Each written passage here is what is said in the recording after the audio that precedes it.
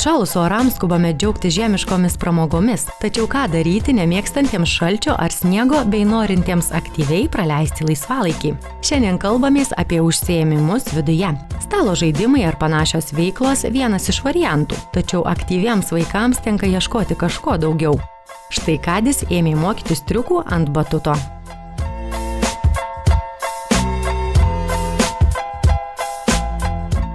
Tai va, turim vieną šokinėtoją šitą, jisai namuose man sako, vadink mane profesionalu, kaip ten sakei, batutų profas Kadis. Tai va, tai dabar. Tai Kadi, papasakok, kokius tu triukus moki? Salto, iš šono. Taip, sakyk, kaip vadinasi? Iš šono, side flip. Side flipas. Ką dar moki? Atbulinė, salto moku. Ką dar moki? Suktuką į duobės, suktuką. Iš pažiūros nuotaiką kelianti veikla nėra vien tik būdas maloniai praleisti laiką. Ši veikla turi organizmui pripažintą naudą. Specialistų teigimu, šokinėjant apkraunami kaulai, todėl jie tampa stipresni. Taip pat pagerėja deguonies įsisavinimas, limfos cirkuliacija, o sudegintų kalorijų atžvilgių batutų sportas gali prilygti bėgiojimui. Tai taip atrodo, kad vaikai ateina, jie čia šokinėja, pramogauja, juokiasi, bet iš tikrųjų tai šokinėjant dirba visi kūno raumenys ir gan intensyviai. Dega labai daug kalorijų, didelis skaičius, didelis kiekis. Kaip ir Kadis, taip ir kiti vaikai šokinėjimo ypatumų turėtų mokyti su priežiūra. Kad vaikui tobulėjant sportas ir pramoga padėtų pasiekti geriausių rezultatų, privalu žinoti tam tikras taisykles. Taisyklių mes labai intensyviai stengiamės laikyti tam, kad būtų kuo mažiau traumų, kad išvengtumėm. Kiekvienas sykį atėjęs pirmas sykį lankytojas, jisai būna supažindintas su taisyklėmis. Tai aišku, tai būtų nesistumdyti, tai būtų žiūrėti aplinkui, įvertinti savo galimybės, būtų labai svarbu.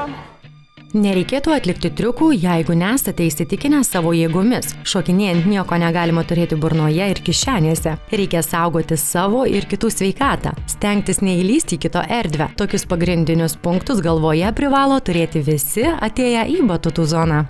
Nerti ir šokinėti yra du skirtingi dalykai. Nerti tai yra kaip mes neriam. Taip, pūkšt, o šokinėjam yra iššokam. Tai negalima nerti dėl stuburo, dėl nugaros, dėl slankstelių. Visą laiką budi treneriai kiekvienam gale, prižiūri saugumą, nes, kaip ir sakau, šokinėti reikia išmokti taisyklingai. Tai aišku, dėl nugaros ir kad dirbtų visi raumenys pilnavertiškai, tai turi būti truputį susistemintas tas šokinėjimas, tai dėl to mes turime trenerius. Pasitelkti trenerio pagalbą gali būti aktualu ne tik dėl saugumo, bet ir norint išmokti konkrečios sporto šakos triukų. Jeigu jūsų atžala užsiima slidinėjimu ar gimnastika, batutas gali tapti tinkama vieta treniruotis. Tėvams norintiems supažindinti vaikus su tokia veikla, tikriausiai kyla klausimas, nuo 4 metų mažyliai jau gali išdykauti ant batuto. Tačiau specialistai tvirtina, net ir patys jauniausieji gali išbandyti savo jėgas. Susidomėjusiųjų amžiui ribų nėra, jei tik išmokstama saugiai elgtis.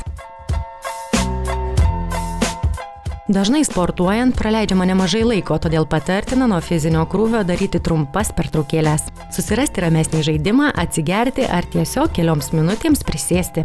Šokinėjimas ant batuto nėra pati saugiausia sportinė veikla. Triukams išmokti reikia nemažai laiko, drąsos ir žinoma trenerio patarimų bei priežiūros. Tačiau jeigu nebijote aktyvios veiklos ir ieškote pramogos, kuri teiktų ne tik emocinę, bet ir fizinę naudą, galbūt batutų sportas jums bus tinkamas variantas.